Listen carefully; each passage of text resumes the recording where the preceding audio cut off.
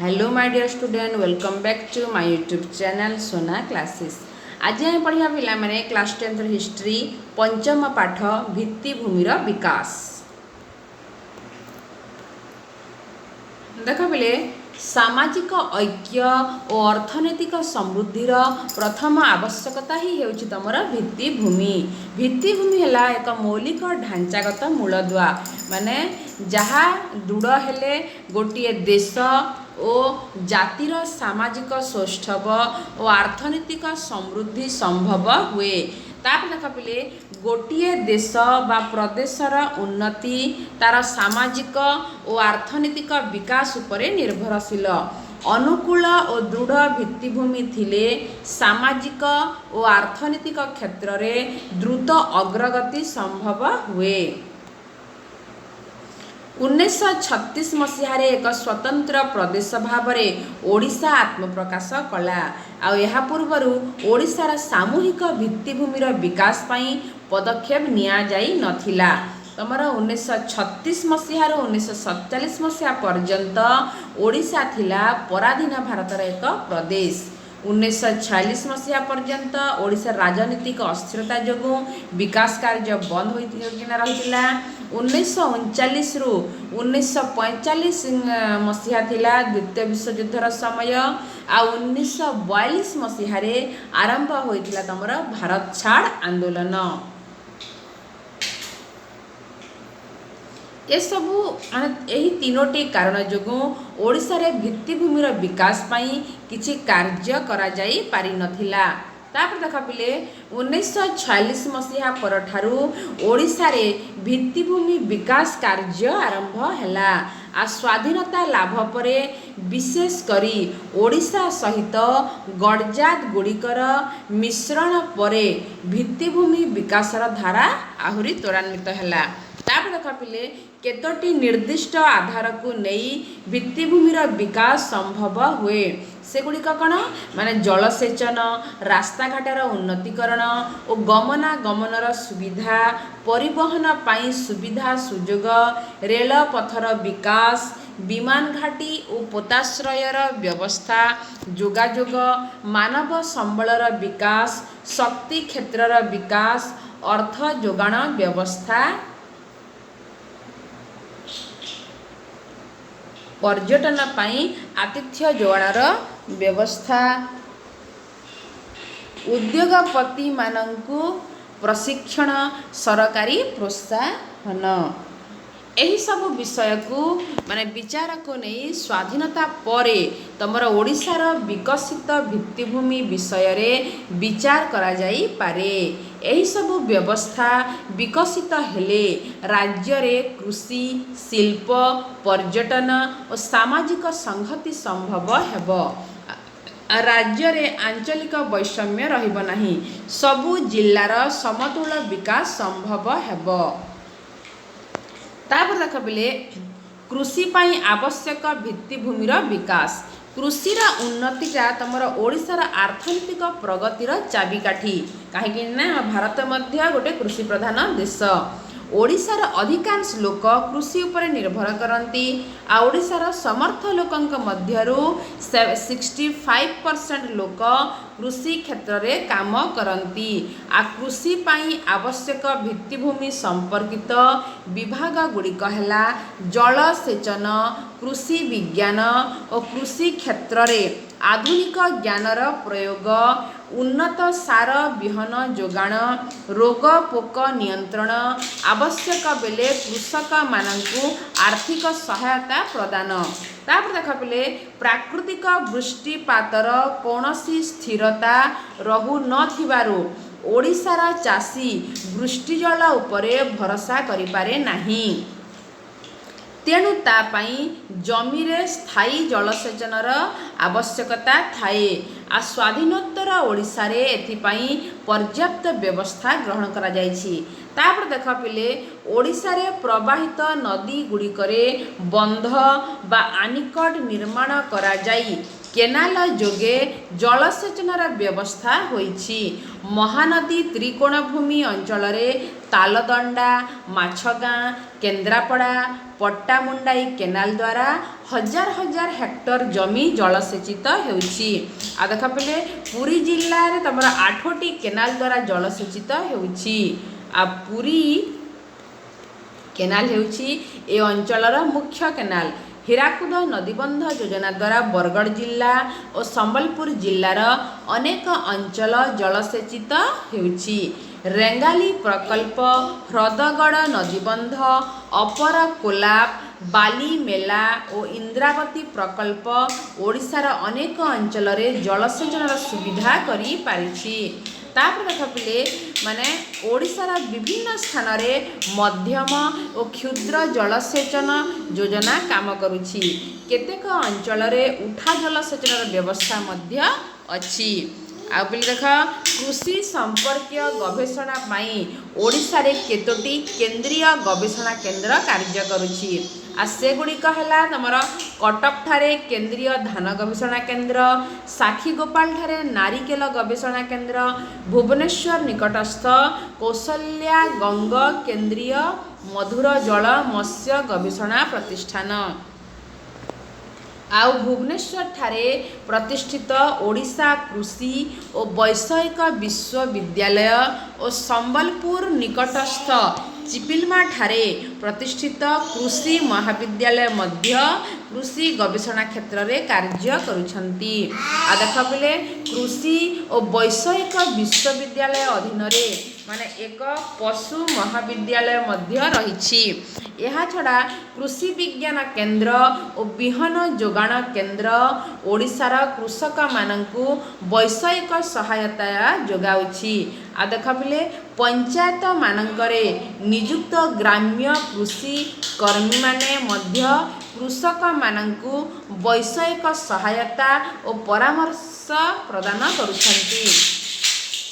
କୃଷକମାନଙ୍କୁ ଆବଶ୍ୟକ ବେଳେ ଆର୍ଥିକ ସହାୟତା ପ୍ରଦାନ କରିବା ପାଇଁ ସମବାୟ ସଂସ୍ଥା ଓ ବ୍ୟାଙ୍କମାନଙ୍କ ଜରିଆରେ ଋଣ ପ୍ରଦାନର ବ୍ୟାପକ ବ୍ୟବସ୍ଥା ହୋଇଛି।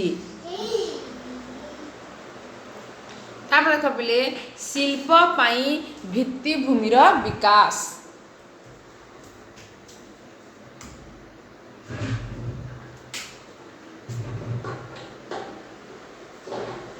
ତାପରେ ଦେଖ ପିଲେ ଶିଳ୍ପ ପାଇଁ ଭିତ୍ତିଭୂମିର ବିକାଶ ମାନେ ରାଜ୍ୟକୁ ଶିଳ୍ପୋଦ୍ୟୋଗୀମାନଙ୍କୁ ଆକର୍ଷିତ କରିବାକୁ ହେଲେ ସେମାନଙ୍କୁ ପରିବହନର ସୁବିଧା, ଆବଶ୍ୟକୀୟ ଜମି ଓ ଜଳ, ଉନ୍ନତ ଯୋଗାଯୋଗ ଓ ଗମନାଗମନ ବ୍ୟବସ୍ଥା, ପ୍ରଶିକ୍ଷିତ ମାନବ ଶକ୍ତି, ବିଜୁଳି ଶକ୍ତି ଯୋଗାଇ ଦେବା ଦରକାର। ଏହାଛଡ଼ା ଉଦ୍ୟୋଗପତିମାନଙ୍କୁ ପ୍ରଶିକ୍ଷଣ ଦେବାର ଆବଶ୍ୟକତା ମଧ୍ୟ ରହିଛି। ଆଉ ଓଡ଼ିଶାରେ ଶିଳ୍ପ ଉପଯୋଗୀ ଅନେକ ଜମି ରହିଛି ଓ ଏହା ଏକ ଉପକୂଳବର୍ତ୍ତୀ ପ୍ରଦେଶ ଥିବାରୁ ଏହାର ଦୀର୍ଘ ସମୁଦ୍ର ତଟ ରହିଛି। କେତେକ ଜାଗାରେ ଦେଖ ପିଲେ ଶିଳ୍ପ ପ୍ରକଳ୍ପ ପାଇଁ ଆବଶ୍ୟକ ଜମି ଅଧିଗ୍ରହଣ ସମୟରେ ମାନେ ବିସ୍ଥାପିତ ମାନଙ୍କ ସମସ୍ୟା ଦେଖାଯାଉଛି। ଆଉ ଶିଳ୍ପ ପାଇଁ ଆବଶ୍ୟକ ଜଳ ଓଡ଼ିଶାରେ ପ୍ରବାହିତ ନଦୀମାନଙ୍କରୁ ମିଳୁଛି। ସରକାର ତମର ବିସ୍ଥାପିତ ମାନଙ୍କ ସମସ୍ୟାର ସମାଧାନ କରି ସେମାନଙ୍କ ସହ ମତିରେ ଜମି ଅଧିଗ୍ରହଣ ଓ ଶିଳ୍ପ ପ୍ରତିଷ୍ଠା ପାଇଁ ଉଦ୍ୟମ କରୁଛନ୍ତି। ଚାଷ ଅନୁପଯୋଗୀ ଜମିରେ ବୃହତ ଶିଳ୍ପ ପ୍ରତିଷ୍ଠା କରିବା ପାଇଁ ଶିଳ୍ପାଞ୍ଚଳ ମାନଙ୍କର ଚିହ୍ନଟ ଓ ଉନ୍ନୟନ କାର୍ଯ୍ୟ କରାଯାଇଛି। ଆଉ ଦେଖ ପିଲେ ରାସ୍ତାଘାଟ ଓ ପରିବହନ ବ୍ୟବସ୍ଥା କିପରି। କୃଷି, ଶିଳ୍ପ, ପର୍ଯ୍ୟଟନ ଓ ସାମାଜିକ ଐକ୍ୟ ପାଇଁ ତମର ଉନ୍ନତ ଗମନାଗମନ କରିବା ଏବଂ ପରିବହନ ବ୍ୟବସ୍ଥା ନିତାନ୍ତ ଜରୁରୀ। ଉନ୍ନତମାନର ରାସ୍ତାଘାଟ ଗମନାଗମନ ବ୍ୟବସ୍ଥାକୁ ସୁଗମ କରେ ଏବଂ ଗନ୍ତବ୍ୟ ସ୍ଥାନରେ ପହଞ୍ଚିବା ପାଇଁ ସମୟ ଅବଧିକୁ ହ୍ରାସ କରେ। ଆଉ ଦେଖ ପିଲେ ସ୍ୱାଧୀନତା ବେଳକୁ ଓଡ଼ିଶାର ରାସ୍ତାଘାଟର ଅବସ୍ଥା ବହୁତ ଶୋଚନୀୟ ଥିଲା, ମାନେ ଏତେ ଇମ୍ପ୍ରୁଭ୍ ହୋଇନଥିଲା। ଏପରିକି ଜାତୀୟ ରାଜପଥରେ ତମର ନ୍ୟାସନାଲ ହାଇୱେରେ ନଦୀମାନଙ୍କ ଉପରେ ପକ୍କା ପୋଲ ମଧ୍ୟ ନଥିଲା।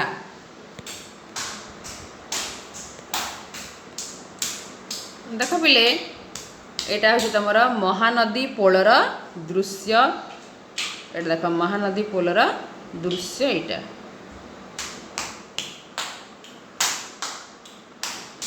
यहाँ देख पिले रास्ता गुड़ी को श्रेणी विभाग कराई केते प्रकार बोली ये तुम लास्ट क्लास रे पढ़ी ये देख जातीय राजपथ राज्य राजपथ मुख्य जिला रास्ता अन्य जिला रास्ता एक्सप्रेस रास्ता म्युनिसिपल रास्ता जंगल रास्ता ग्राम पंचायत रास्ता ओडिशा दे जाइथिबा राजपथर संख्या थिला 5 तापरे वर्तमान एही संख्या 5 रु 22 रे पहुंची छी। ओडिशा रे जातीय राजपथ गुड़िकर दैर्घ्य 4510 किलोमीटर। तापर देख पे फर्स्ट है तुम जातीय राजपथ नंबर 16 लक्ष्मणनाथ बालेश्वर भद्रक कटक भुवनेश्वर ब्रह्मपुर चौरा माने तुम 443.81 किलोमीटर। तापरे सेकंड देख पे जातीय राजपथ 316 भुवनेश्वर कोणार्क पुरी सातपड़ा 145 किलोमीटर। तापर देख पे जातीय थर्ड रहा जातीय राजपथ 516 ब्रह्मपुर गोपालपुर 6 किलोमीटर। आउ फोर्थ रहा जातीय राजपथ 18 झाड़पोखरिया बारिपदा बालेश्वर 80 किलोमीटर। आउ जातीय राजपथ 20 चंपुआ परसोरा पाणीकोइली तमर 174.5 किलोमीटर। आउ है पिले जातीय राजपथ 520 परसोरा राजमुंडा माने 108.5 किलोमीटर। जातीय राजपथ 26 बरगढ़ बलांगीर भवानीपाटना नवरंगपुर बोरीगुमा जयपुर कोरापुट सुकिंग 436 किलोमीटर।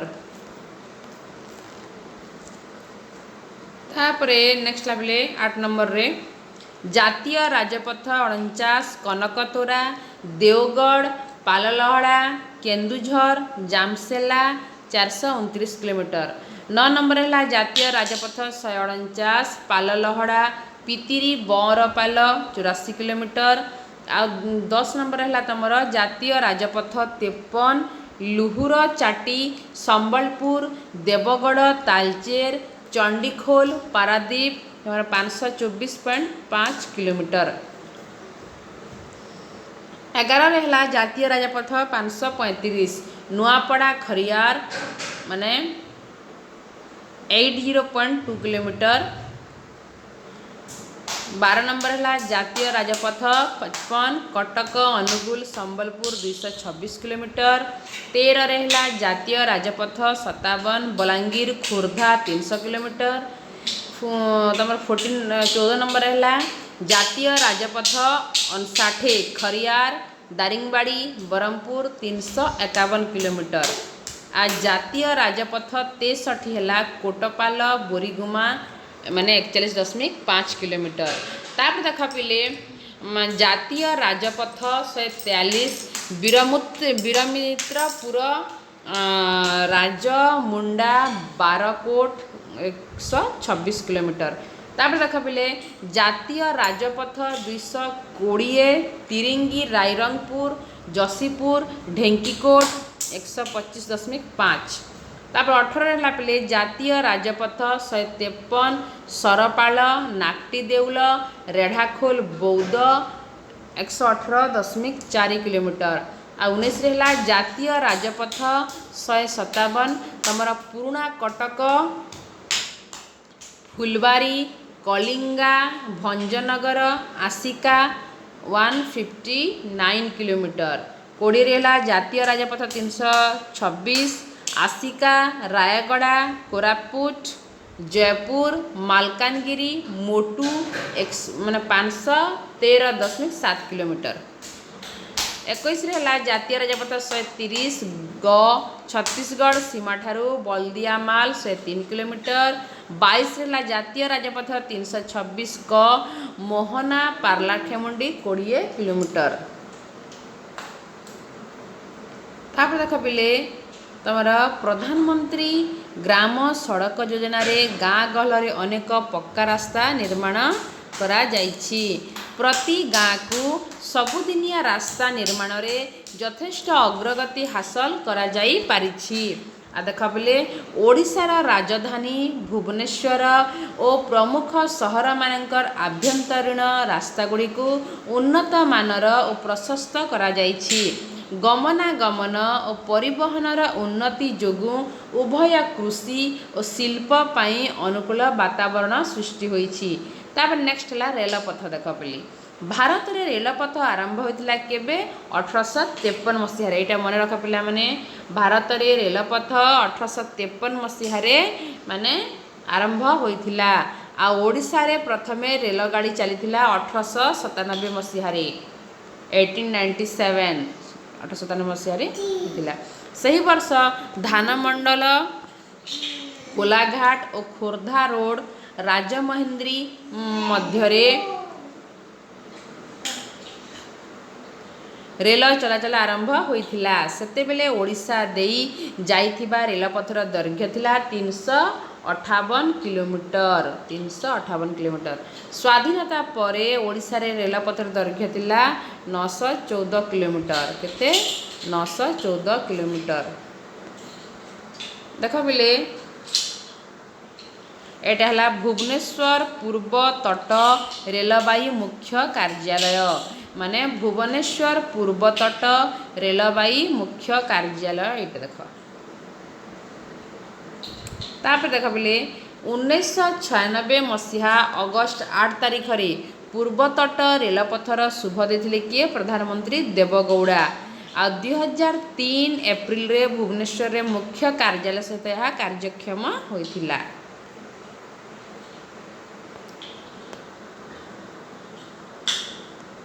ଏବେ ଦେଖ ବର୍ତ୍ତମାନ ଭାରତରେ 16ଟି ରେଳବାଇ ଜୋନ୍ ଅଛି।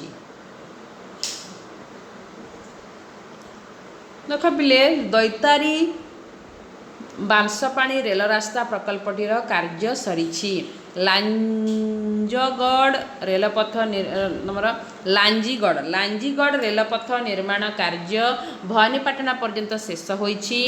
ଓଡ଼ିଶାରେ ମାନେ ଆହୁରି ରେଳପଥ ପ୍ରକଳ୍ପ ଗୁଡ଼ିକ ହେଲା ତମର हरिदासपुर पारादीप रेलपथ, खोर्धा रोड बलांगीर रेलपथ, अनुगुल डुबुरी रेलपथ, तालचेर विमलागढ़ रेलपथ। ये सब प्रकल्प कार्य समाप्त हेले ओडिशार गमनागमन और परिवहन व्यवस्थार उन्नति हेब और शिल्प प्रतिष्ठा पाई शिल्पोद्योगी माने आग्रह प्रकाश करिवे।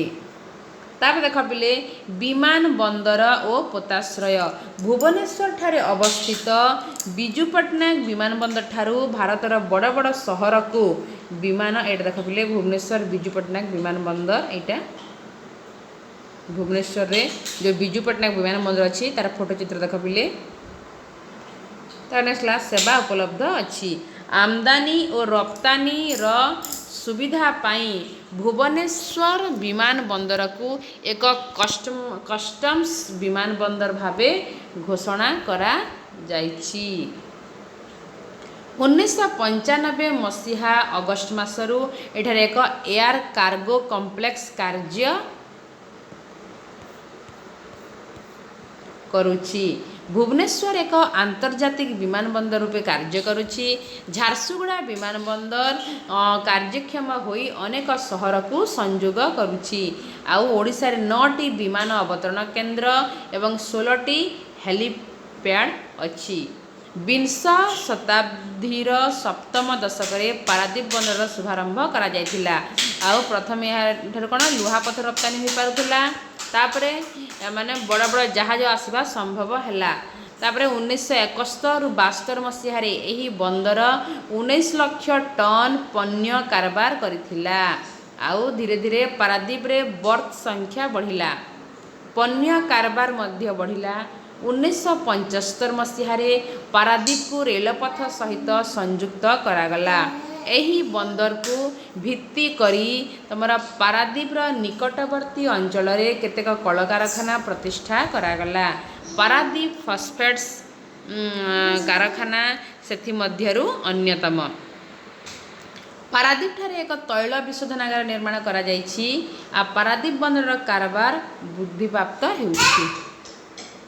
तापर देख पिले पारादीप को छाड़ी ओडिशा उपकूल रे आउ केते गोटी बंदर कार्यक्षम होइछि। सेथि मध्यरु गोपालपुर बंदर 1987 मसीहा ठारू एक मध्यम श्रेणीर बंदर भाव में कार्य करुछि। टाटा कंपनी सहायता रे धामरा ठारे एक बृहत बंदरर निर्माण संभव होइछि। तापर देख पिले विद्युत शक्ति शिल्प विकासर जीवन रेखा होइछि विद्युत शक्ति। स्वाधीनता परे माने ओडिशा रे दुईटी तापज विद्युत केन्द्र थिला। गोटे हला तमर चौद्वार आ अन्य हला ब्रह्मपुर रे। 1948 मसीह रे हीराकुद जल विद्युत प्रकल्पर कार्य आरंभ हला। एही तापरे यह 1957 रे कार्यक्षम हला। आ ओडिशा रे 6टी जल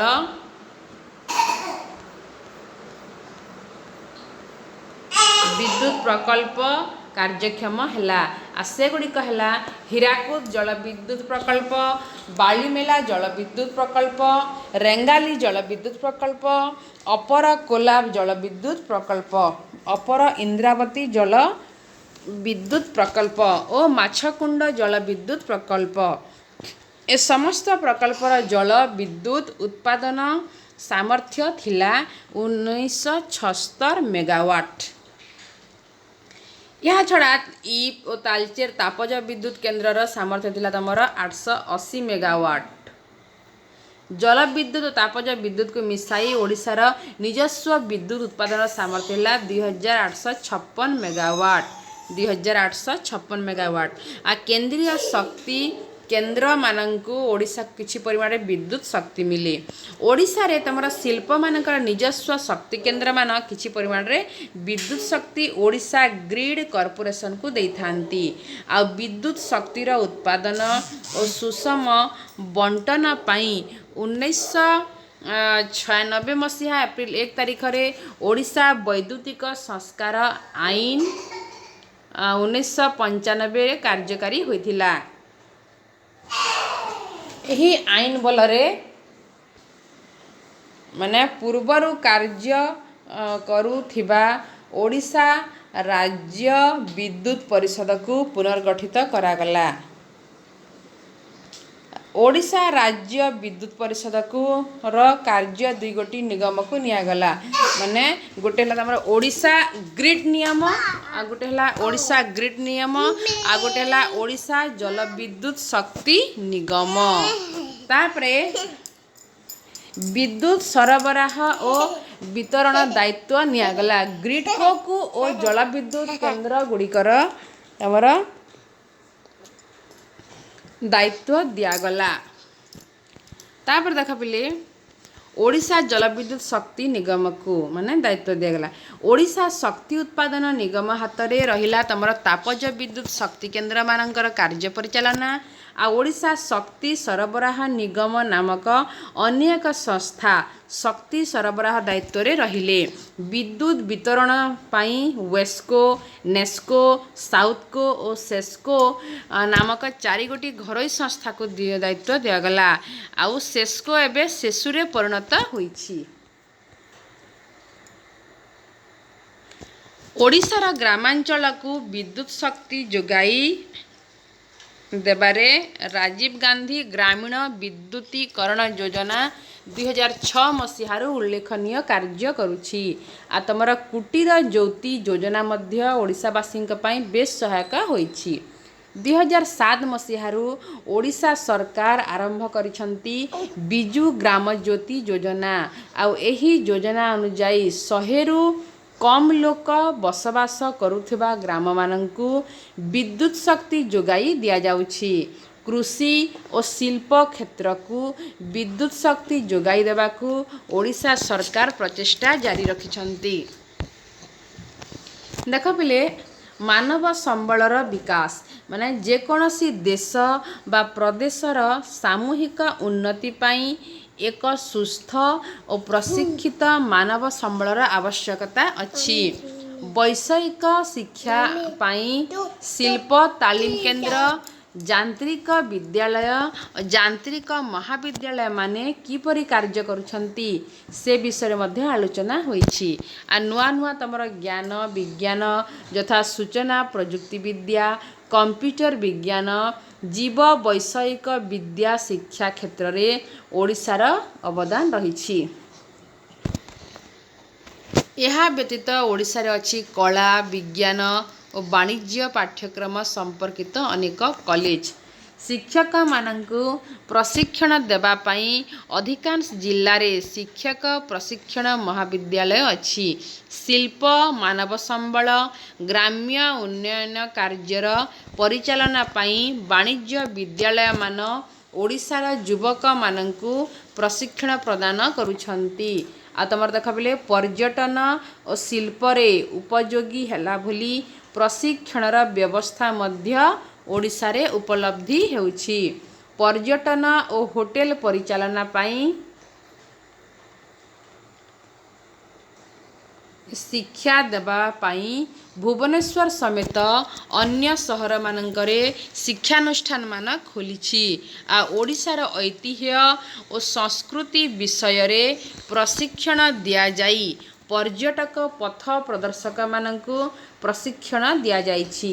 ତାପରେ ଦେଖ ପିଲେ ଓଡ଼ିଶାର ଚାରୁକଳା ଓ ହସ୍ତଶିଳ୍ପ ସମ୍ପର୍କରେ ଶିକ୍ଷା ଦେବା ପାଇଁ ପ୍ରଶିକ୍ଷଣ କେନ୍ଦ୍ରମାନ କାର୍ଯ୍ୟ କରୁଛି। ଆଉ ମାନେ ତମର କୃଷି ଓ ଖାଲି କୃଷି ଓ ଶିଳ୍ପ ପାଇଁ ନୁହେଁ, ପର୍ଯ୍ୟଟନ, ଚଳଚ୍ଚିତ୍ର, ହୋଟେଲ ଶିଳ୍ପ ପାଇଁ ମଧ୍ୟ ଓଡ଼ିଶାରେ ପ୍ରଶିକ୍ଷିତ ମାନବ ସମ୍ବଳର ଅଭାବ ନାହିଁ। ନେକ୍ସଟ ଦେଖ ପିଲେ ଭିତ୍ତିଭୂମିର ବିକାଶ ପାଇଁ ଅନ୍ୟାନ୍ୟ ବ୍ୟବସ୍ଥା କିପରି ଅଛି। ଚଳଚ୍ଚିତ୍ର ଶିଳ୍ପ ପାଇଁ ଓଡ଼ିଶାରେ କଳିଙ୍ଗ ଷ୍ଟୁଡ଼ିଓ ଭଳି ଅନୁଷ୍ଠାନ କାର୍ଯ୍ୟ କରୁଛି। ପର୍ଯ୍ୟଟକମାନଙ୍କ ସୁବିଧା ପାଇଁ ଭୁବନେଶ୍ୱର, ପୁରୀ, କୋଣାର୍କ, ସୁବର୍ଣ୍ଣ ତ୍ରିଭୁଜ ଓ ରାଜ୍ୟର ଅନ୍ୟାନ୍ୟ ପର୍ଯ୍ୟଟନ କ୍ଷେତ୍ରମାନଙ୍କରେ ଅନେକ ହୋଟେଲ ଓ ଅତିଥି ଗୃହ ଖୋଲିଛି। ପର୍ଯ୍ୟଟନ ସ୍ଥଳୀମାନଙ୍କରେ ଓଡ଼ିଶା ସରକାର ପାନ୍ଥନିବାସ ଓ ପାନ୍ଥିକାମାନ ନିର୍ମାଣ କରିଛନ୍ତି। ଚିଲିକା ହେଲା ଭିତରକନିକାରେ ଜଳଯାତ୍ରା ପାଇଁ ସରକାରୀ ବୋଟ ଯୋଗାଇ ଦିଆଯାଇଛି। ଆଉ ସରକାରୀ ପାନ୍ଥନିବାସ ସାଙ୍ଗକୁ ବଡ଼ ବଡ଼ ପର୍ଯ୍ୟଟନ ସ୍ଥଳୀରେ ଘରୋଇ ହୋଟେଲ ଖୋଲାଯାଇଛି। ଓଡ଼ିଶାରେ ଭିତ୍ତିଭୂମିର ବିକାଶ ସହିତ ଓଡ଼ିଆମାନଙ୍କର ସାମାଜିକ ପ୍ରତିବଦ୍ଧତା ଓ ସଂହତି ଦୃଢ଼ ହେଉଛି। ତାପରେ ଦେଖ ପିଲେ କୃଷି, ଶିଳ୍ପ, ବାଣିଜ୍ୟର ଅଭିବୃଦ୍ଧି ହୋଇ ଓଡ଼ିଶାର ବିକାଶ ପଥ ସୁଗମ ହେଉଛି। ଓଡ଼ିଶାରେ ତମର ଶିଳ୍ପ ଓ କୃଷି କ୍ଷେତ୍ରରେ ଭିତ୍ତିଭୂମିର ବିକାଶ ପାଇଁ କେତୋଟି ସଂସ୍ଥାମାନ କାର୍ଯ୍ୟରତ ହେଉଛି। ତମର ଯେମିତିକି ଓଡ଼ିଶା ଶିଳ୍ପ ଉନ୍ନୟନ ଓ ଅର୍ଥ ନିବେଶ ନିଗମ, ସେକେଣ୍ଡରେ ହେଲା ତମର ଓଡ଼ିଶା ଶିଳ୍ପ ଉନ୍ନୟନ ନିଗମ, ଥାର୍ଡ଼ରେ ହେଲା ଓଡ଼ିଶା ରାଜ୍ୟ ବୈଦ୍ୟୁତିକ ସାମଗ୍ରୀ ଉନ୍ନୟନ ନିଗମ। ତାପରେ ଫୋର୍ଥରେ ହେଲା ପିଲେ ଶିଳ୍ପ ଭିତ୍ତିଭୂମି ବିକାଶ ନିଗମ, ପାଞ୍ଚରେ ହେଲା ଓଡ଼ିଶା କୃଷି ଓ ଅର୍ଥ ଉନ୍ନୟନ ଓ ଅର୍ଥ ନିବେଶ ନିଗମ, ଛଅରେ ହେଲା ଓଡ଼ିଶା ରାଜ୍ୟ ଅର୍ଥ ନିଗମ।